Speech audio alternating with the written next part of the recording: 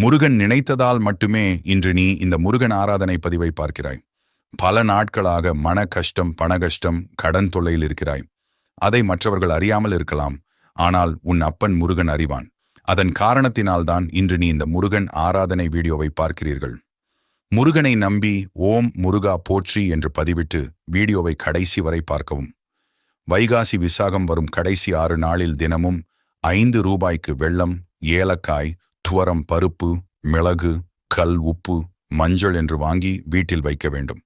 இதில் ஏதாவது ஒரு பொருள் வாங்கி தினமும் உங்கள் பூஜை அறையில் வைத்த பின் சமையலுக்கு பயன்படுத்திக் கொள்ளுங்கள். இப்படி செய்தால் எப்படிப்பட்ட கஷ்டங்களாக இருந்தாலும் அது அடுத்த 7 நாளில் முருகனின் அருளால் சரியாகும். இதை செய்ய முடியாதவர்கள் கடைசி 6 நாளும் யமகண்ட நேரத்தில் விளக்கு 5 ரூபாய் நாணயம் ஒன்றை விளக்கின் கீழ் வைத்து மேலே ஒரு அகல் விளக்கை வைத்து தீபம் ஏற்றி